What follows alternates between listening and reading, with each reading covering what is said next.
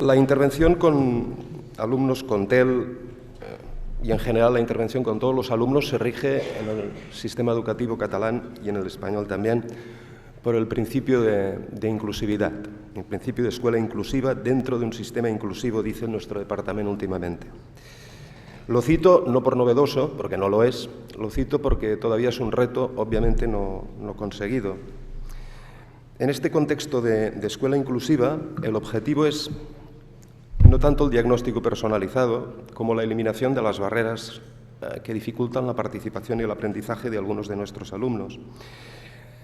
Más allá de esos diagnósticos, eso no quiere decir que los mainstream los despreciemos ni los ignoremos, sino que quiere decir que nosotros tenemos una tarea un poquito más compleja, o la que nos ocupa es esta otra que yo les describiré a continuación.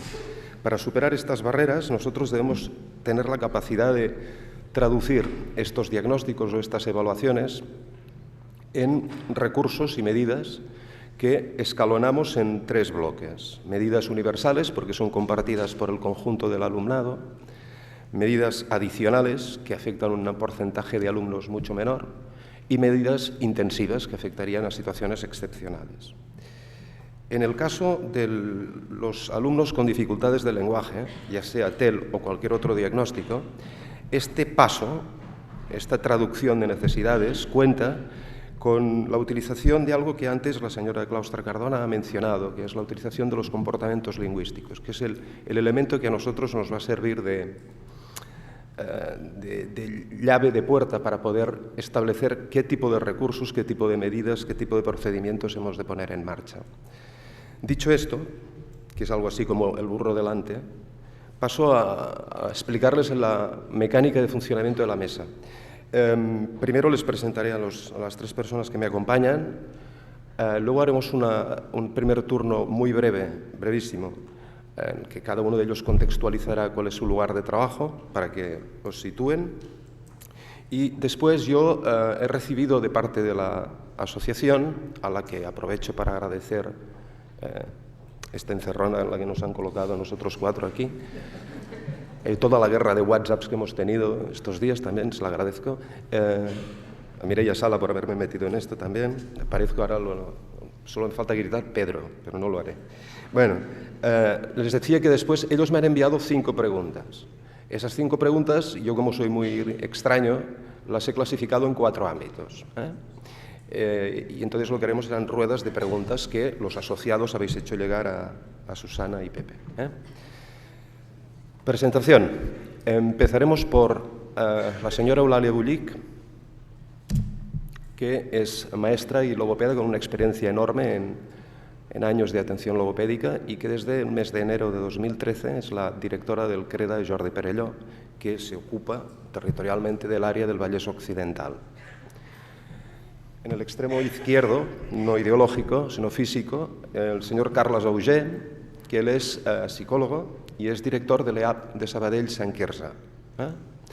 L'EAP, ya os explicarán ellos qué es el CREDA y qué es el EAP. Y a mi lado, para que no me escape, el señor Josep María Bufill, que es, me atrevo a decir que algo más que un compañero profesional. He tenido la suerte de trabajar 2 años con él y nos añoramos tanto que todavía quedamos para tomar cortados. Y él es director de la Escuela Sant Marc de Sarrià, que es una escuela de una línea que imparte estudios desde primer ciclo de infantil hasta bachillerato. Y que para mí es un ejemplo de escuela capaz de proteger y desarrollar un plan de atención a la diversidad. Bueno, hechas las presentaciones, empezamos con las preguntas, si os parece. No, con la rueda de contextualización. ¿Empiezas tú, Lali? Enchufa. Explicar un poco lo que son los CREDA. Los CREDA son centros de recursos para la atención al alumnado con sordera y con trastorno de lenguaje, trastornos de lenguaje graves. Este año, hace 28 años que se crearon estos centros de recursos. Esto ya da una trayectoria muy consolidada en la atención al alumnado con sordera y menos consolidada, pero vamos a ello en el caso del alumnado con trastornos graves del lenguaje. Damos atención individualizada al alumnado y damos asesoramiento a las familias y a los profesionales, a los educadores y a los docentes.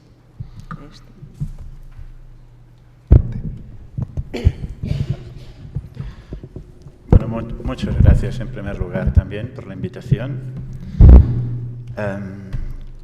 Cuando tengo que explicar qué son los EAP, EAP es el acrónimo de Equipos de Asesoramiento Psicopedagógico. Son los equipos formados por psicólogos, pedagogos, psicopedagogos, trabajadores sociales, fisioterapeutas, de una manera... No están exactamente todos los EAPs con estos profesionales, pero en muchos de ellos sí. El ámbito de intervención a nivel físico, hay EAPs que son comarcales, por ejemplo, pues está el EAP de Osona, el EAP del Bages, y tienen una comarca. Hay EAPs que tienen ciudades, en el EAP en el que trabajo yo es Sabadell y Sant Quirze del Vallès. Y hay EAPs que son para barrios. Aquí en Barcelona pues está Ciutat Vella, o está Horta Guinardó, o está Las Corts, en función más de la población del número total de población a la que tienen que dar servicio que no a otra cosa, ¿no?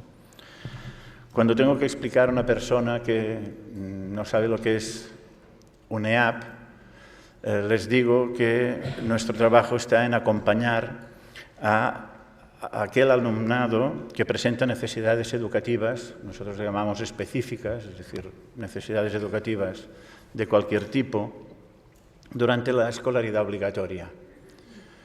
Pero esto tampoco es cierto, porque en la no obligatoria también intervenimos. Las leyes, ya para ocupar plazas en las escuelas Bressol, de niños entre 0 y 3 años, ya marcan una reserva de plaza que en nuestro caso intervenimos para poder determinar qué niños pueden estar ocupando estas plazas. De manera que a menudo empiezas a conocer a los alumnos con necesidades educativas a los 2 años. Y vas acompañando este proceso, infantil, primaria, secundaria, y los dejas en postobligatoria. De manera que el recorrido en el tiempo es largo. Y esto obliga a atender alumnos, familias y escuelas de una manera imbrincada y de una manera que se va solapando unos con otros, ¿no? Lo importante es esta atención escolar, lo importante es que los niños vayan teniendo aquellos apoyos que necesitan, y el papel del EAP es cuando hay algún tipo de dificultad. A veces el chaval ya te viene con el diagnóstico, ya cuando haces coordinaciones con CEDIAP, con estimulación precoz, ellos ya te dan un diagnóstico previo y ya a partir de aquí ya empiezas a organizar respuesta educativa. Otras veces es a partir de la escuela que va manifestando las dificultades que presenta aquel alumno para hacer frente a un tipo de contenidos que se pretenden enseñar, y a partir de aquí pues, esto te obliga a buscar maneras de encontrar qué es lo que está pasando y ayudar al centro a organizar estos apoyos que hablaba Jaume, estos apoyos universales, o cuando estos no son suficientes, poner de adicionales, cuando estos no son suficientes, que se puedan poner en marcha apoyos intensivos, ¿no? Esto también obliga a hacer coordinaciones con profesionales de muy diversa índole, el seguimiento del alumnado a lo largo de toda la escolaridad, y desde centros privados a CESMIG, especialidades médicas, servicios de justicia, de EAIAS, servicios sociales, etcétera, etcétera. Los temas sobre los que intervenimos son los que te encuentras en la escuela. Hay diagnósticos clínicos, TEA, discapacidad intelectual, discapacidades visuales, auditivas. Esto formaría un conjunto de necesidades educativas. También están lo que llamamos trastornos de aprendizaje y, por lo tanto, la respuesta educativa a los alumnos con TDA, con dislexia, con discalculia, con TEL, etcétera, etcétera. También existe el alumno con necesidades de salud mental, desde síndromes de la Tourette hasta lo que queráis o podáis pensar. También tenemos temas educativos sociales que hay que seguir. Esta mañana hablaban del bullying, del ciberbullying, pautas de crianza, etcétera, etcétera. Y esto, pues, uno, cuando hablo y tengo que explicar esto, dicen, bueno, pues tú, la gente que trabaja en los EAPs, ¿qué sois?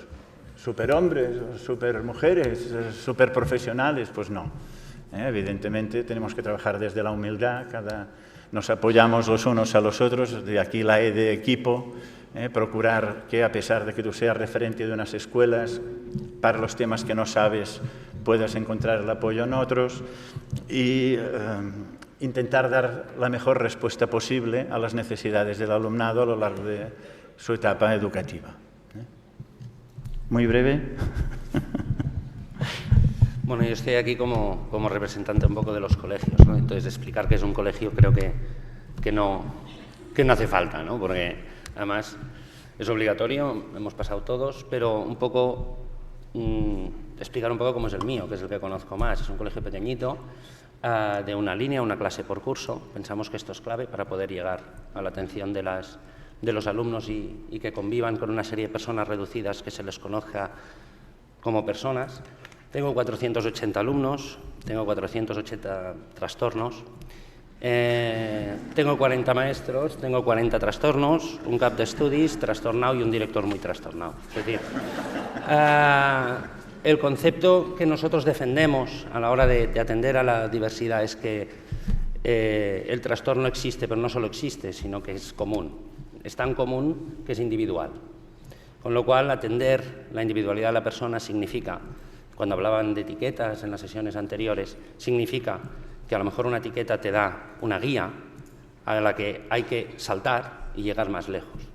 En este camino, donde tenemos a los niños, que no los tenemos solos, los tenemos en grupo, donde cada uno es como es y le toca al maestro que le toca, que tiene también sus cosas buenas y sus cosas malas, tenemos que lidiar con todos los elementos para conseguir, con las familias, con el EAP, con el CREDA, tirar y con todos los profesionales, tirar de los niños y las niñas lo más lejos que podamos de cada uno.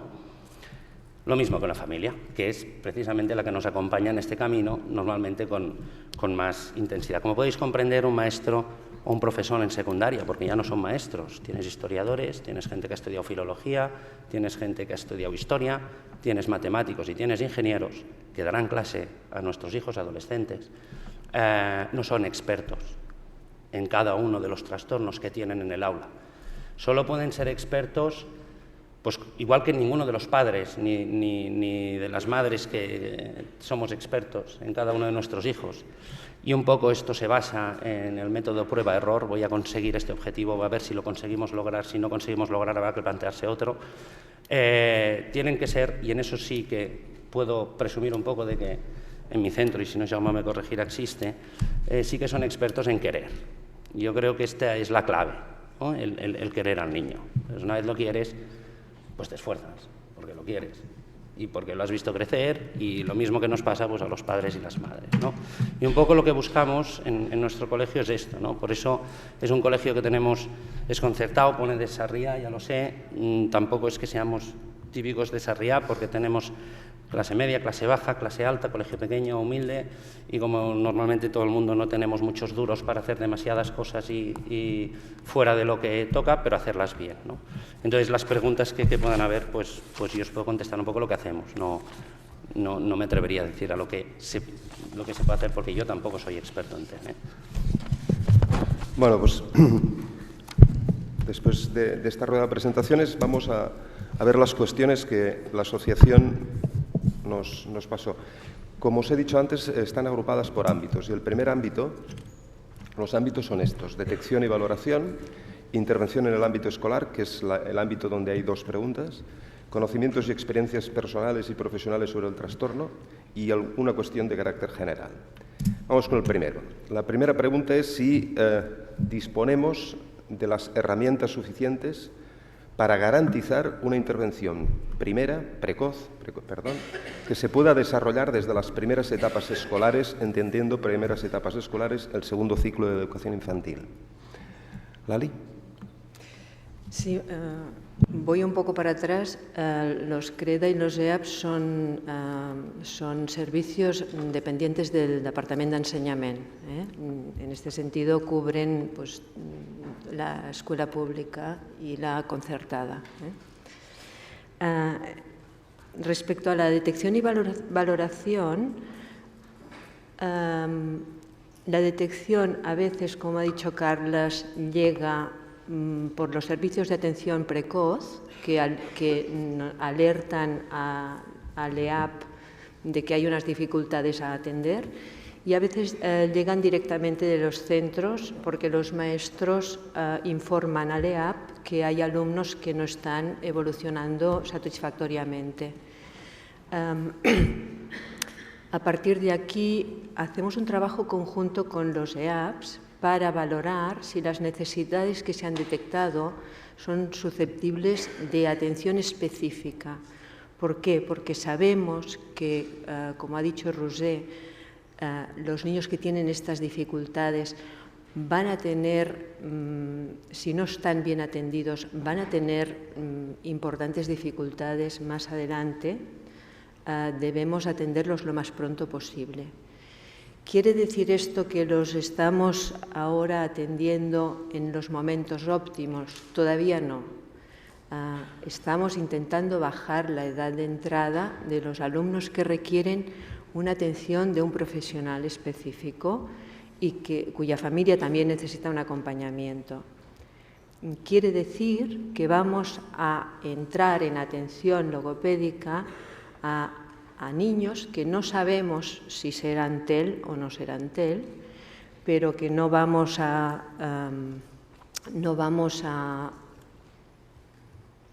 jugar con eso, sino que vamos a dar la atención y luego veremos si los damos de alta rápidamente o los continuamos atendiendo.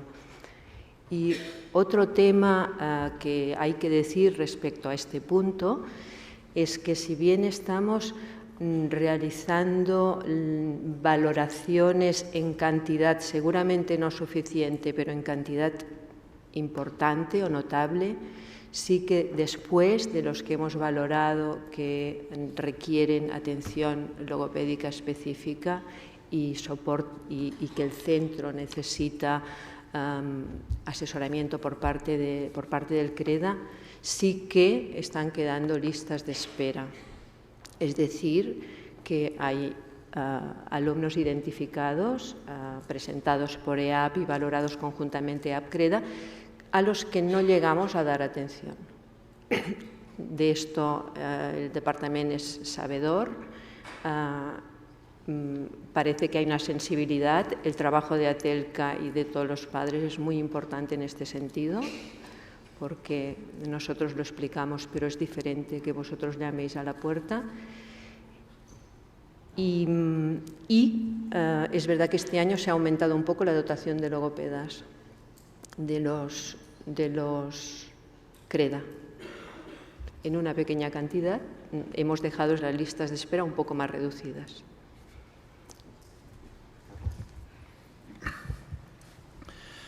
Bueno, los EAPs intervenimos en la escuela,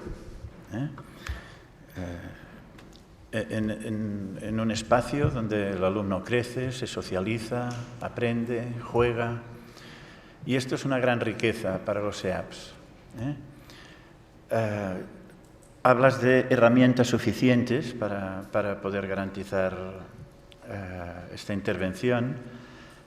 Bueno, nosotros trabajamos a partir de que el profesional que está atendiendo a estos alumnos nos haga ver que hay algún alumno con necesidades, ¿no?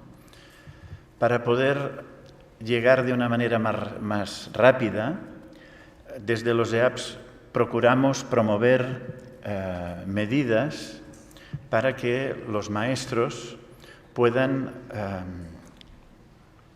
hacer aflorar necesidades educativas lo antes posible, de manera que se pueden hacer valoraciones grupales que permitan despertar sospechas y poder intervenir a partir de la sospecha, no ya a partir del diagnóstico, sino a partir de la sospecha.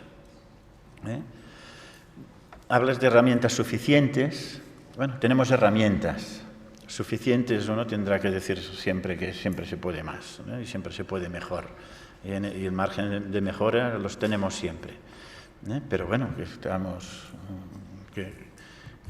se intenta, que hay que trabajar con humildad, pero con rigor. Y creo que vamos andando, ¿no?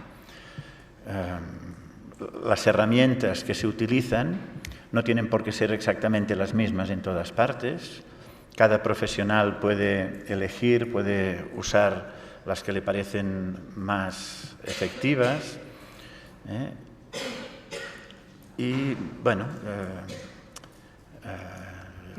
Perdón, Carlas, pero en el punto concreto de la detección de las dificultades de lenguaje, sí que tenemos establecido un protocolo con los EAP bastante unificado, con todos los EAPs, para que la presentación y el análisis de los datos nos pueda dar una información suficiente para considerar si el alumno requiere esta atención especializada o no. Y lo digo porque para los psicopedagogos es un trabajo enorme, porque les pedimos transcripciones, porque les pedimos información sobre la cognición y les pedimos muchas cosas y les genera un trabajo importantísimo. En este sentido, sí que sin su trabajo no podríamos estar tan tranquilos de que estamos haciendo una buena valoración inicial de las necesidades. Sí, solo que yo no me refería solo a los casos que pedimos al CREDA la colaboración, que es una cosa que hubiera dicho más tarde, sino que ya me refería a la detección, pues eso, de dislexias y de problemas de lectura y ¿no? de lo que incluso del bullying, que hace un rato pues estaban hablando, pues bueno, se trata de poder usar cuestionarios y usar diferentes herramientas que te permitan identificar diferentes perfiles y ponerte a trabajar antes de que puedan salir los problemas. De manera que en este sentido yo hablaba de este despistaje, promover herramientas que te hagan aflorar los problemas antes de que este problema se presente ya con carta de naturaleza, ¿no? Para poder avanzar lo antes posible al tratamiento y a organizar la respuesta, ¿no? Bueno, y yo creo que desde los EAP estamos promoviendo esto. Las herramientas de evaluación más clásicas, más clínicas, las dejamos para los servicios clínicos. Y esto es una cosa que hacemos adrede. En la medida de lo posible, también hay que entender que la evaluación clínica tiene que poder usar unas herramientas que si tú ya las pasas en la escuela, después muchas de ellas crean aprendizaje, distorsionan y en la medida de lo posible las dejas para que los pasen los clínicos. Y que si en algún caso has pasado alguna, evidentemente lo que has de hacer es facilitar la información que te ha dado esta prueba al profesional que puede estar después, ¿no? Pero la riqueza de trabajar en el entorno natural de los niños yo creo que es un aspecto importante a aprovechar y a trabajar. Herramientas suficientes. Bueno, en un colegio, en una escuela, la primera es la observación y esta empieza desde que tienes al niño. Entonces, la observación y lo que te informa la familia, lo que vas hablando con la familia, ¿no? Muchas veces sí que es cierto que la detección yo pienso que es básica al principio. de todos los niños y de cómo es un carácter, de cómo se relaciona con el resto, de si la edad madurativa, si estás hablando de 0, 1 y 2, pues es la que toca, si no, entonces a veces pues te pasa esto, que ahora me viene a la cabeza un niño, P3, no habla, dice muy pocas palabras, se comunica perfectamente porque es vivo, es un líder de la clase, bueno, puede desarrollar, ¿no? Entonces, en este caso llamamos EAP. EAP viene y nos dice, como psicólogos, porque vuelvo a decir, el maestro puede observar ciertas cosas, las habla con la familia y decimos, oye, llamemos a alguien, ¿cuál es nuestra herramienta o nuestro contacto? EAP. EAP viene, observa al niño, oye a la familia, nos oye a nosotros, nos ve qué nos han dicho y a partir de aquí ellos son los que hacen la derivación clínica. A nosotros la detección nos toca esta. Nosotros nos toca luego al revés. Una vez lo que sería el tirarlo para adelante, una vez tenemos el resultado más que lo otro, ¿no?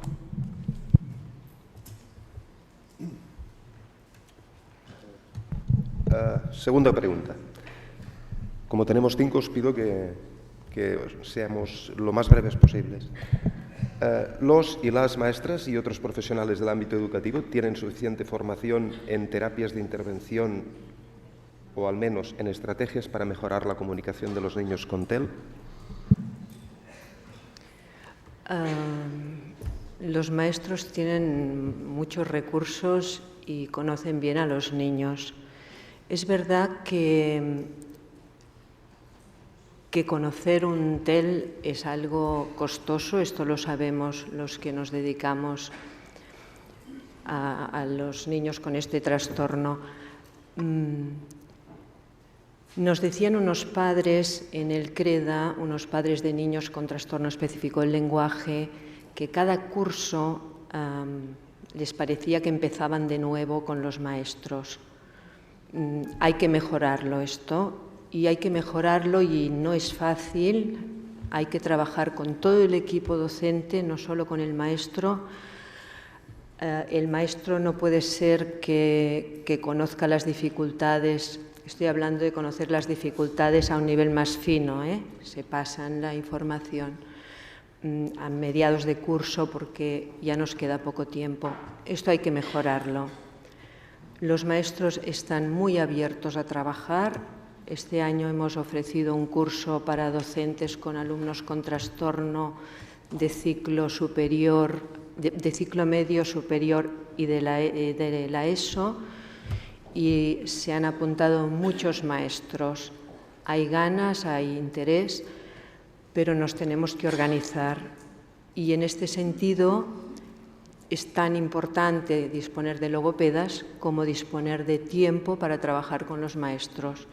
Y el tiempo de coordinación, pues seguramente hay que ampliarlo, porque un tiempo de coordinación para entender qué pasa, qué le está pasando y qué dificultades tiene, no es algo que se pueda solucionar con una reunión de inicio de curso. Bueno, yo para ganar algo de tiempo no añadiré nada nuevo. Es decir, me parece bien su respuesta, La tarjeta era amarilla, no era roja. No, pues sí, yo en esto estoy totalmente de acuerdo, ¿no? Una de las cosas que decía yo antes insistía en un colegio pequeño por eso, precisamente, ¿no? Porque no puede ser que cada año tengas que conocer otra vez al niño. Porque conocer el trastorno sí que lo puedes conocer más, lo puedes conocer menos. Los maestros, hace falta más formación, por supuesto, en esto y en todo. Y hay que formarse. Y lo que decía ahí es cierto, quieren formarse, porque cuando tienen delante un niño necesitan herramientas para saber qué le pasa y cómo le pueden ayudar, con lo cual sí que es cierto que a veces el maestro va a la formación cuando ve la necesidad, ve el niño, este niño no sé qué hacer, qué tengo que hacer y pide ayuda, ¿no? Eso también es cierto, porque a veces tan genérico a veces no les va bien, pero sí que es cierto esto, que el niño hay que buscar esa manera de que se le conozca y sea él, pues como pasa en casa, ¿no? Intentando evitar los cortes en el camino, porque eso a veces es tiempo perdido y muchas familias lo dicen. Venga.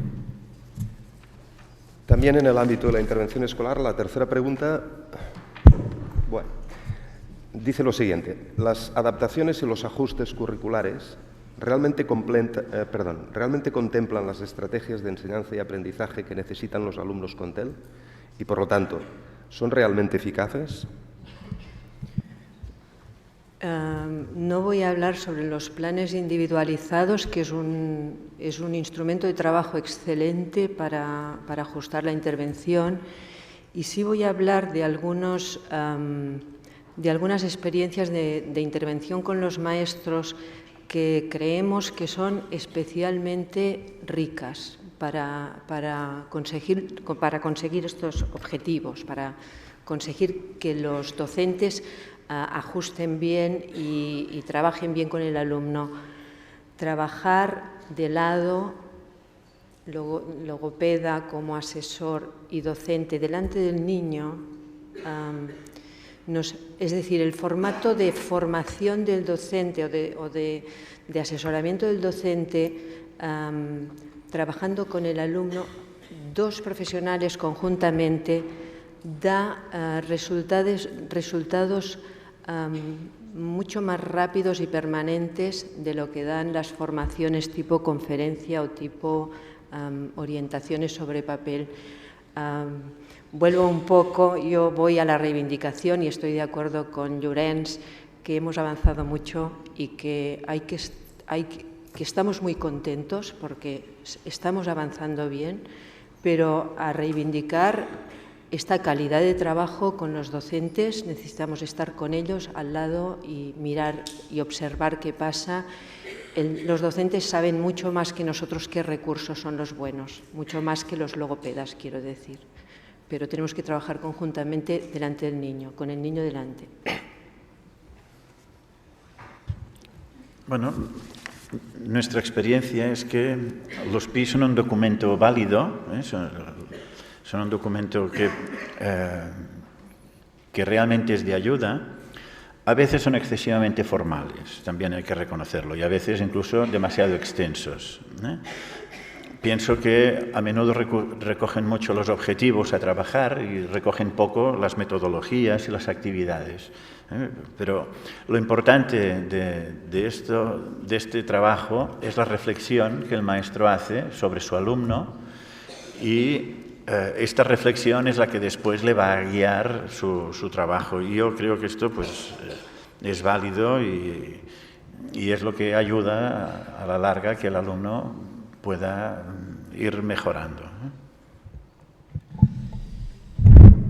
Sí que es cierto que las adaptaciones y ajustes curriculares que puedes hacer, ya sean metodológicos o de contenidos, tienen que ser individuales. Y el nombre indica que es individual.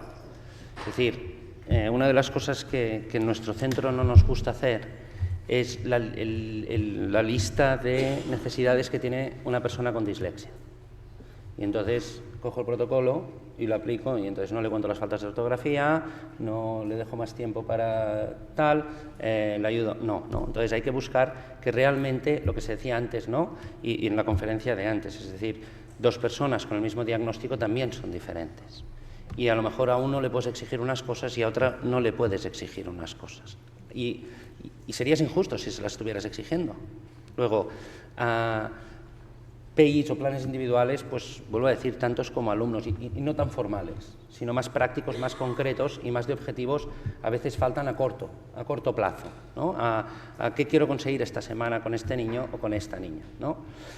Claro, yo mirando un poco las preguntas antes y viendo los chavales de mi cole que están diagnosticados con TEL, son poquitos, pero hay algunos, y mirar cuáles eran sus planes individuales, hablar con los profesores. Claro, la dificultad que se encuentra, yo lo estoy viendo aquí, es decir, nosotros estamos transmitiendo desde no sé qué hora estáis aquí, porque yo he tenido que llegar tarde, a una serie de conocimientos que tenemos todos vía lenguaje, ahora mismo. Y no es escrito, mucho es oral, y a veces hay niños de estos, al menos en mi colegio, porque ya digo, no soy experto en el trastorno, que oral también tienen dificultades de comprensión. Pero no solo de comprensión, hay uno en concreto que lo que más nos preocupa es la vertiente social, de relación con sus compañeros, porque se está convirtiendo tímido. Pero bueno, hay otro que no tiene TEL, que es un déspota dominante, que también nos preocupa. Es decir, y hay que tenerlo ahí quietecito, ¿no? Porque, entonces, claro, yo pienso que el plan individual, sobre todo lo importante, o las adaptaciones curriculares, es que sean individuales, realmente. Yo no he intervenido en ninguna, pero aquí sí que quiero intervenir, sobre el tema de los planes individuales, los planes individuales, los PI que han citado Eulalia, Carlos y Josep María. Aportar mi granito de arena como inspector es que es una de las quejas de los administrados, en este caso las familias, es que tal vez los infinitos modelos que tenemos de plan individualizado se acaban concretando en documentos que parece ser que no son bastante claros o transparentes para algunas familias. Y esto, al finalizar la escolarización obligatoria, se convierte en un eje de queja del administrado hacia la administración. Esperemos que la orden de evaluación que se acaba de publicar, y que de hecho está en fase de presentación, nos ayude en este sentido. Quiero decir que en algunos momentos, además de decir que el alumno ha conseguido, ha superado determinados objetivos, a lo mejor tenemos que decir cuál es el nivel de aprendizajes. Porque si no, las familias vienen y dicen, mira, yo llevo 4 años recibiendo con un PI, hace 4 años que me dicen que mi hijo consigue los objetivos contemplados en su PI y no entiendo por qué no me dan el graduado. Pues alguien le tenía que haber dicho a esa familia que sí, que estaba consiguiendo los objetivos contemplados en su plan individualizado, pero que el nivel de aprendizaje era otro, y haber acompañado a esa familia en un proceso de orientación. Quería aportar eso y ya no aportaré más en las preguntas porque todo lo estropeo. Venga, la cuarta pregunta. Según vuestra observación y experiencia, como escuela, como CREDA, como EAP, ¿tenéis porcentajes o conocéis cuál es la prevalencia de este trastorno? Bueno, es muy tarde, ¿no? Da miedo contestar a esta pregunta con el poco tiempo. No tenemos estudios. Sí tenemos algunos datos para analizar. Por ejemplo, en nuestro CREDA estamos atendiendo en este momento 343 alumnos con trastorno. Esto quiere decir que podemos tener una idea aproximada de que habrá unos 280, unos 300 alumnos que tendrán trastorno específico del lenguaje. ¿Qué pasa? Que los pequeños todavía no sabemos, porque es un trastorno que debemos ver cómo responden a la intervención y cómo evoluciona, y los mayores ya tenemos más conocimiento. Quiero decir que como servicio del Servei d'Ensenyament, nuestra prioridad es atender. Después haremos números. En estos momentos no tenemos los números hechos ni de los que estamos atendiendo. Bueno, un poco explicar esto. Perdona, Lali, esta cantidad es del Vallès... Vallès Occidental. Vallès Occidental. Vallès Occidental. Esta cifra que has dado. Sí. En parte tocabas el tema, ¿no? A nosotros lo que nos hacen es ir a las escuelas y trabajar, y números, estadísticas, etcétera, etcétera, esto no nos dan ni espacio para poderlo tener en cuenta. La verdad es que en los EAP la cantidad de información que se recoge podría llegar a ser muy interesante si alguien la tratara, si alguien la pudiera analizar, pero no tenemos tiempo para hacer una cosa así. En el EAP de Sabadell nos hemos organizado, sobre todo para temas de matrícula y asignación de alumnos a nuevos grupos. Nos hemos creado una graella, una parrilla, la traducción simultánea a veces, una parrilla en la que tenemos localizados todas las escuelas, grupos de edad, etcétera, y marcamos en esta parrilla el número de alumnos que tenemos con dictamen o el número de alumnos que tenemos con necesidades educativas. Yo me dediqué a contar anteayer cuántos tenemos, y me salieron unos 1050. Es decir, en las poblaciones de Sabadell y Sant Quirze tenemos localizados o tenemos escolarizados unos 1.050 alumnos con trastornos de aprendizaje. Dentro de esta casilla hay que entender TDAH, discalculias, dislexias, TEL, y posiblemente el TEL, que es el trastorno de ellos, el menos conocido, el más escondido y el que costaría más de saber cuántos son.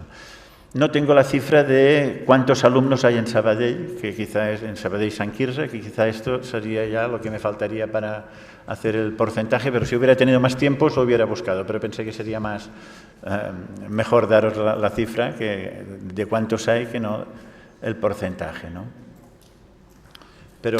Y estamos trabajando también en la posibilidad de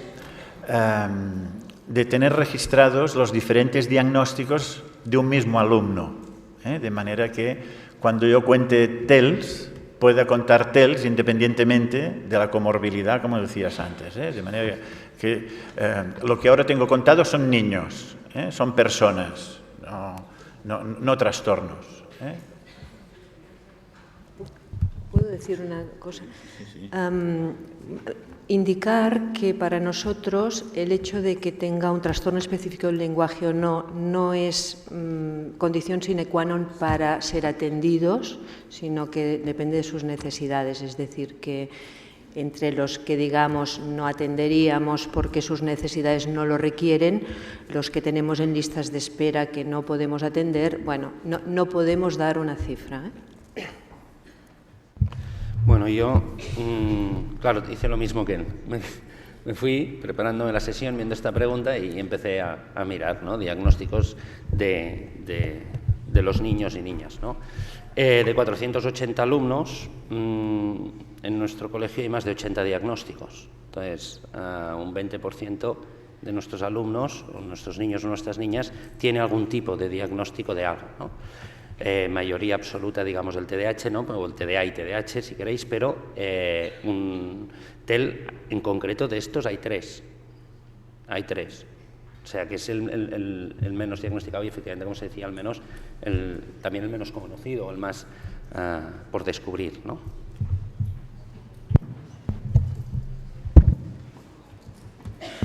Y vamos con la última, antes de pasar al turno de palabras en castellano, turno de palabras.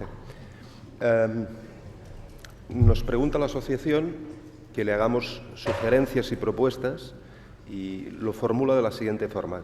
¿Qué pueden hacer las asociaciones, instituciones, organismos para mejorar la atención a las necesidades educativas de estos chicos y chicas? No desanimarse, continuar trabajando, porque es muy importante que estéis al lado de las familias se tienen que encontrar juntas, la etiqueta para esto es importante, comparten, estos niños tienen dificultades para funcionar con un lenguaje que no fluye, los niños tienen que saber que no les pasa solo a ellos solos y las familias también, y apretar a la administración para que dé recursos para que puedan ser bien atendidos. Mucho ánimo. Sí, evidentemente el trabajo de dar a conocer el trastorno, dar a conocer cuáles son las buenas prácticas para dar respuesta a estas necesidades, evidentemente reclamar a la sociedad y a las instituciones el trato que sea más adecuado, reclamar el estatus que se merece un trastorno de aprendizaje como el TEL, con un carácter igualitario a otros trastornos. Y lo digo concretamente por el decreto de becas, este último que hemos padecido, donde ya llevan varios años citando el TDAH como objeto para pedir la beca de lenguaje, de recuperación del lenguaje, cuando los niños con TDAH directamente al logopeda, pues alguno habrá y alguno hay, pero tampoco es la mayoría. En cambio, no cita las dislexias, que esto sí que serían objeto para ir al logopeda y así, y no cita los TEL en ningún momento. Y creo que esto, bueno, desde el EAP lo encontramos una aberración como una casa de payas, pero nosotros no hacemos la ley, de manera que seguid empujando, y este año el tema de las becas ha sido un desorden absoluto, cambiando los plazos de entrega, cambiando los criterios, nos han hecho ir de cabeza y de cráneo a todos, nosotros los primeros, y supongo que en parte ha sido gracias a vuestro esfuerzo, de manera que os agradecemos el desorden que nos habéis creado, y muy bien. Sí, sí. Y nada añadir a lo que han dicho. Yo quiero añadir una frase de un alumno que me ha dicho este año, me ha dicho, y tú no te equivocas. Yo creo que esta frase viene de su madre, que se lo dice a él y él la incorpora de esta manera porque está bien colocado, y que, bueno, la quería dejar aquí porque me pareció un trabajo familiar muy bonito que este niño me diga, y tú no te equivocas.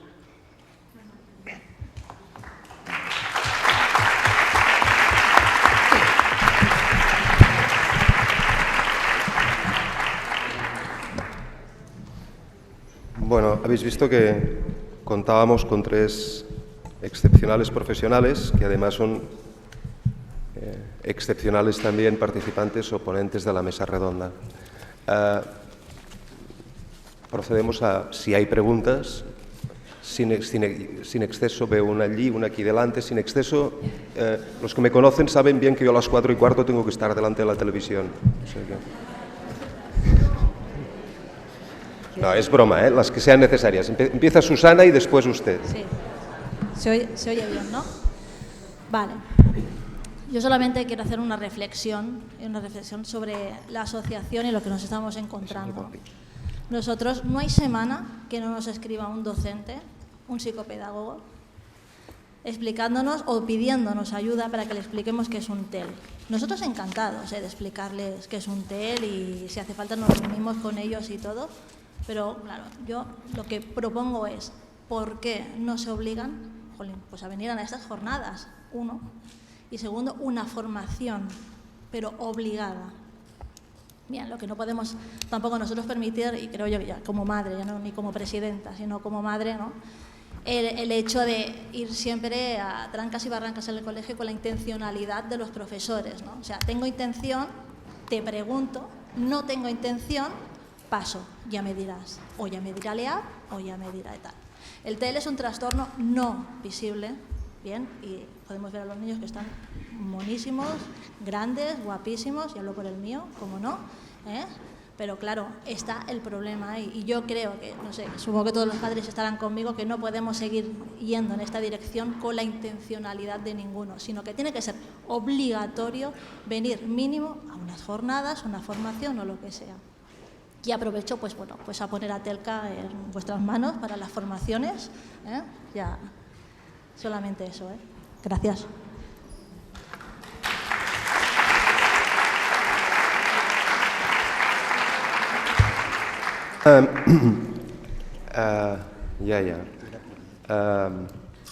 No corresponde a inspección recibir quejas así masivas o sugerencias, pero a mí me parece que no cuesta nada, y yo lo haré el primer día que la veo, que creo que es el día 7 de noviembre, a Mercè Esteve a trasladarle, que supongo que ya lo habréis hecho, vuestra voluntad de colaborar con el departamento en materias de formación.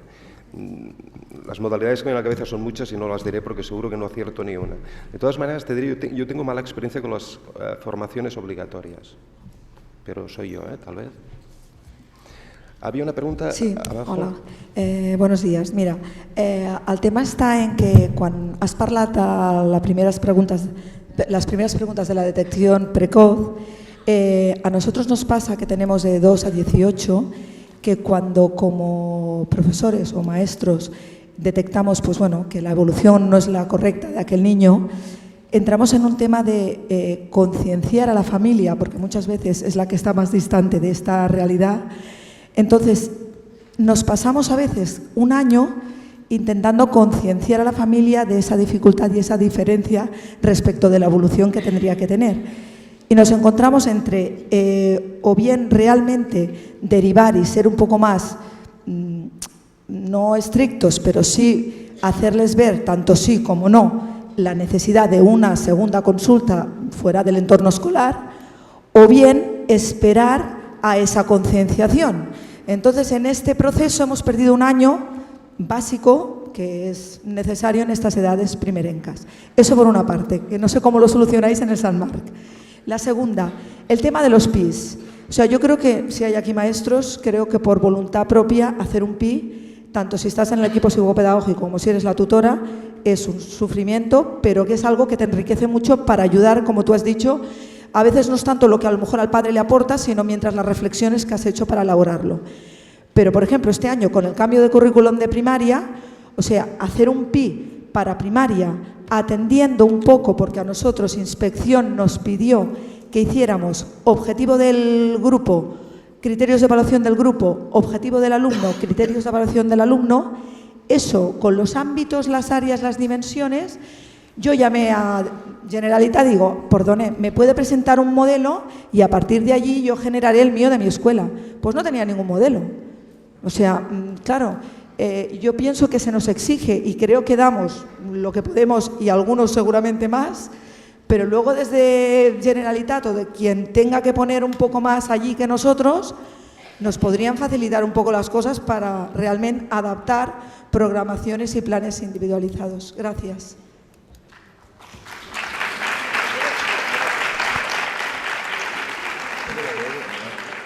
Venga.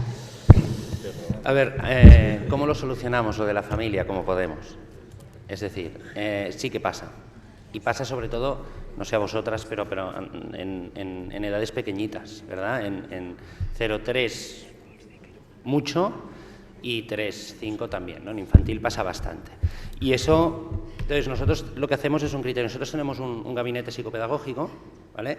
Y ellos son un poco los que vertebran. Cuando hay alguna dificultad que puede ser vía tutor y se entiende bien, tenemos como personal 1, ¿no? Que es el normal, para que nos entendamos, ¿no? Entonces, la familia lo acoge y tal, si hay que hacer una visita con la psicóloga y tal. Entonces, cuando vemos que, o pensamos, intuimos, porque a veces también nos equivocamos, que el niño o la niña puede estar siendo perjudicado porque los padres no reconocen una cierta dificultad, entonces tenemos una entrevista con el personal B, que ya de alguna manera es diferente. Ya no es la tutora la que está, sino que la tutora acompaña a la psicóloga, etcétera, que lleva la voz cantante.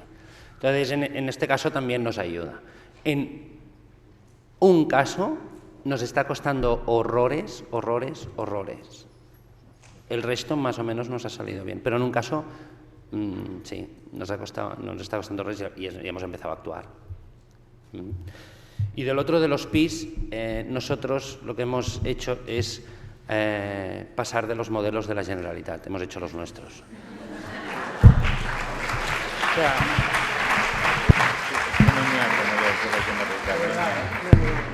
De verdad te lo digo, en serio, y no siguen ningún patrón, o sea, ninguno, cero. Cero es cero, y además es que como cada trimestre son vivos y cada trimestre van variando, porque joder, te planteas un objetivo y al cabo de 2 meses lo has conseguido o no, o ves que te has planteado un objetivo inasequible y hablando con la familia dices que es mejor otro, porque además es que yo lo que no entiendo es cómo se redacta un documento a septiembre y es válido en junio con un niño, o sea, es que es algo incongruente. Entonces, por eso, pero es que muchos son mensuales ya, si te pones, o sea, no, porque claro, entonces... Y tampoco veo ningún niño, tenga lo que tenga, es que ninguno es así a lo largo de un curso. Y tú a veces ves PIs que son así en Navidad, así, bueno, y si el niño está triste, y si es un adolescente y le ha dejado la novia, o sea, es que van así, ¿sabes? Entonces, yo creo que tiene que ser un documento práctico y vivo, y realmente individual, práctico y vivo. Y nosotros lo tenemos integrado en la carpeta al tutor, o sea, directamente. ¿No? Objetivo personal de cada niño. No he traído es un Excel. Nosotros hacemos un Excel cada mes y medio. Y tenemos, no a los niños que tienen una dificultad, tienes a la izquierda toda el PI no redactado, el práctico, todos los alumnos en una tal, y el objetivo de ese alumno en ese mes y medio. Tenemos 2 por evaluación, ¿no? 2 por trimestre. Y entonces, ahí están los que tienen dificultades y los que no todos. Y a veces un objetivo, después de una junta y de la tutoría que ha tenido el maestro con la familia, a lo mejor el objetivo social, más que de aprendizaje. Entonces, todos los que dan clase ahí saben que el objetivo de ese mes y medio es, entonces a veces son 2 o 3 cositas, ¿no? O a lo mejor potenciar cierta, yo qué sé, ¿no?, cierta característica que tienes considerada en el PI, pero que vas a apostar por que el chaval ese mes y medio potencie, yo qué sé, ¿no?, el trabajo oral, mucho más que el escrito. Entonces vamos a probar de evaluar por ahí este mes y medio y todos, y a ver qué tal el resultado, y etcétera, ¿no? Porque lógicamente cuando tienes un diagnóstico tienes unas ventajas, que es que a ti te llegan de un diagnóstico y hay la parte final, que es pautas que tienen que hacer en el colegio. Entonces tú cuando te llega eso tachas 5, porque hay 5 que son inviables. Añades 3 que puedes poner porque en ese momento puedes hacer. Y entonces, a partir de aquí, tú eso sí que lo tienes todo el curso. Pero de ahí tendrás que ir priorizando a lo largo del año. Y entonces hacemos uno por niño, por 2 veces al trimestre. No sé si... Yo te iba a contestar sobre las dificultades, sobre los modelos, sobre las exigencias, pero mira, lo vamos a dejar muy fácil. La última supervisión que se le hizo de planes individuales a la Escuela San Marc la hice yo. Y lo siguen haciendo igual. Y yo, por lo tanto, inspección considero que eran adecuados. Y fue una supervisión que tiene 1 año y medio, creo. 1 año y medio. Un año y medio. Va, ahora toca una señora... Buenas tardes. Estoy aquí. Hola, miro. Yo solo quería dar como mi opinión personal porque es un tema que a mí me pone muy nerviosa. Como profesora, yo soy sustituta, cada año me toca un cole distinto y me encuentro realidades distintas. Entonces, me hace mucha gracia porque llego a un cole y tengo una dislexia, tengo tal, pero realmente, a mí, por ejemplo, personalmente, AP me dice, los TEL, tú no los tienes que coger. Los disléxicos, tú no los tienes que atender. Entonces, es una realidad que yo me encuentro, que yo cojo a niños y yo no los atiendo como maestra de educación especial, porque primero van los de necesidades educativas especiales. TEAs, síndromes bastante graves, deficiencias intelectuales, algún motriz importante. Entonces, no siempre podemos atender y muchas veces te vienen los padres preocupados. Yo felicito a esta asociación porque, por ejemplo, es otra que no tiene nada que ver, pero las competencias básicas ahora en sexto, ¿por qué solo tienen 15 minutos más? Cuando todo un año el profesor, el maestro, está haciendo adaptaciones, se lo está currando, está gastando horas, sudor, para que luego venga los de arriba y digan que solo tienen 15 minutos más. ¿Por qué? ¿De qué sirve nuestro trabajo?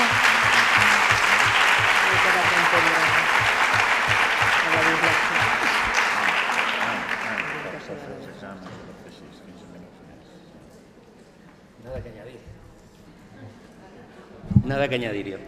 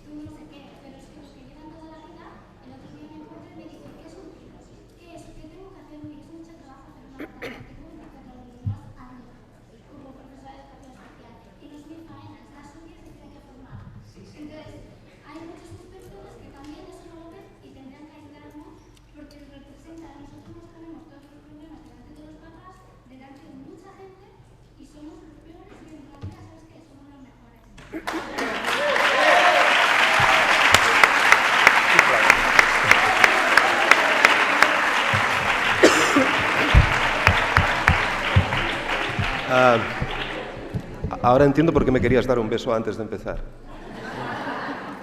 Oye, te tuteo por la cercanía, estuvimos discutiendo con la asociación si decíamos que yo era inspector o no. No es broma. Les voy a contar un secreto, ahora que no nos oye nadie. Cuando yo entré a la inspección, de esto hace 14 cursos, le dije a mi hija que no lo comentara en la escuela. Y creo que solo lo ha comentado una persona, que fue un novio de ella, en bachillerato, en segundo bachillerato, porque el pobre chico, su padre también era inspector. Entonces, supongo que en un momento de intimidad se lo dijeron. Me temía que pasara esto porque alguien tiene la tendencia a pensar que estoy aquí en nombre de la inspección. Yo no estoy nombrado aquí por la Subdirección General de la Inspección. He venido por amistad y compromiso. Quiero decir que todo lo que yo diga aquí no lo dice la inspección. he intentado contestar algunas cosas. Respecto a lo que tú dices, hombre, yo la edad no la considero, de verdad, no te aconsejo que utilices la edad como criterio para valorar a un buen profe o un mal profe. No te lo aconsejo como exprofe tuyo. Debe ser porque me acerco a una cierta edad. Tienes absolutamente razón. Fastidia mucho que alguien le ponga una norma a alguien que no coincide con lo que ha tenido durante el curso. Pero ese es el inconveniente de las pruebas censales. Las pruebas censales, como las pruebas de sexto o las de cuarto de eso, tienen el inconveniente que, o las pruebas PISA cuando se pasan, tienen el inconveniente que marcan algunas pautas que hay que seguir, porque es que si no, no se podrían hacer. Y soy de los convencidos, a pesar de que hay muchas voces críticas, de que igual que hay que dar cada vez más autonomía a los centros, hay que rendir cuentas, por supuesto, porque si no el proceso no iría bien. Ya está. Y creo que queda una pregunta allá arriba. Bueno, yo quería avisar que supongo que tenéis tenéis hambre, ¿no? Entonces, es que si no, no vamos a acabar y se verán afectadas las ponencias de después. Tienes la suerte de ser la última, va. Sí.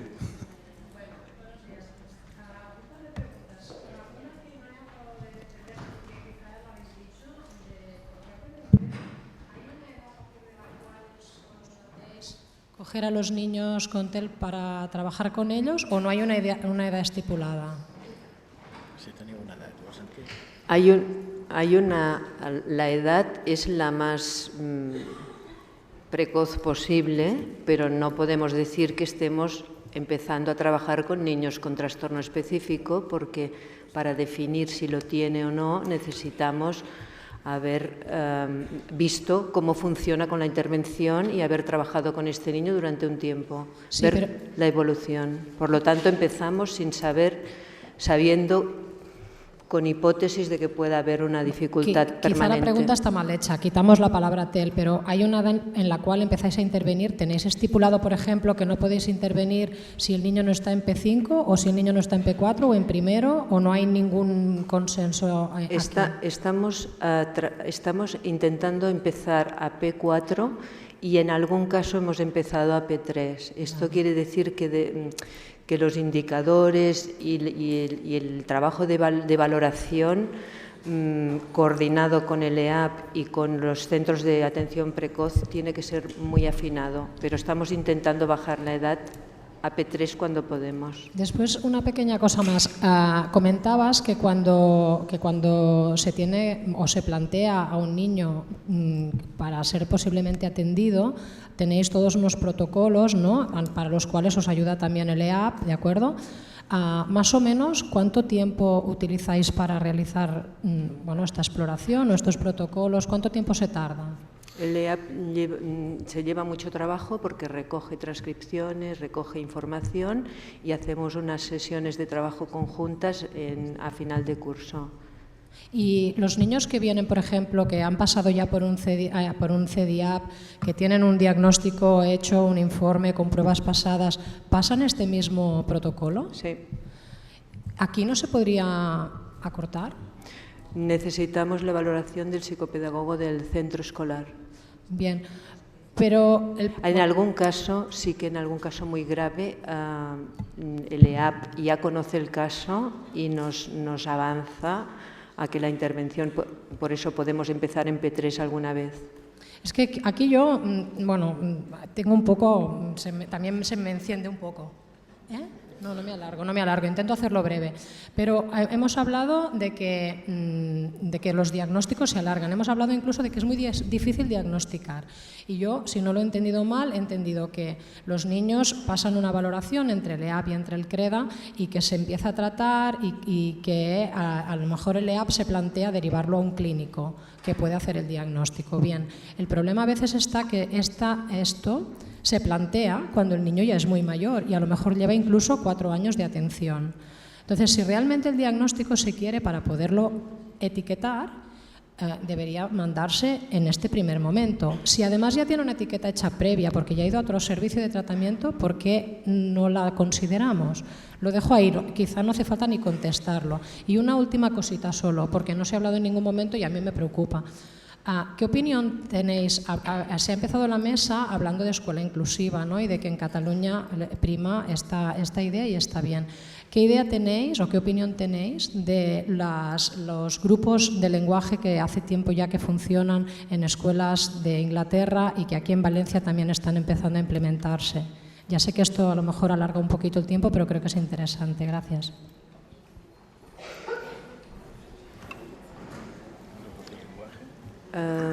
Respecto a los grupos de lenguaje no desconozco. Nosotros, nuestro objetivo no es diagnosticar, no podemos diagnosticar, nosotros identificamos y intervenimos. Por lo tanto, sí necesitamos la valoración del psicopedagogo que recoge toda la información del alumno porque necesitamos tener una valoración global. Bueno, hasta aquí. Agradeceros. Veo que se van levantando manos, pero es que me han dicho que no. Si queréis os atendemos aquí fuera mis compañeros, porque yo me marcho corriendo. Muchísimas gracias por la atención y la participación, ha sido exquisita. Y a los de Huesca, que están por ahí, me ha dicho que veía gente de Huesca. Me han mentido. Bueno, pues hay alguien de Huesca. ¿De Huesca? Sí, Huesca. Sí, hay alguien de Huesca. Pues hay alguien de Huesca que me espera a la salida y que les voy a mandar un abrazo. Agradecer a Jaume Miró y a los compañeros de AP, CREDA y Escuela. Y la entereza ante el compromiso que les hemos puesto. Excelentes profesionales. Necesitan recursos. Me gustaría que os sentaseis, todavía no hemos acabado. Excelentes profesionales, lo que necesitan son recursos y necesitan esos recursos para tener datos, sin irnos más lejos. Y en esto Llorenç Andreu es una eminencia. Se sabe el porcentaje de prevalencia. 6-7%. La población escolar en Cataluña es de 1.600.000 alumnos. Echar cuentas. Pero como el trastorno no es una enfermedad, sino que es una condición, echar cuentas, ¿qué trastorno? O sea, ¿cuánta gente con trastorno del lenguaje? ¿Mayor afectación o menor afectación? Menor afectación que luego desarrollan una vida normal. Pero echar cuentas sobre los 9 milions que som, ¿cuántas personas a la seva infància, en su infancia, han pasado por todo este tránsito? Y los que están actualmente con la masa de población escolar que hay. Echar las cuentas, 7% sobre 1.600.000. Gracias.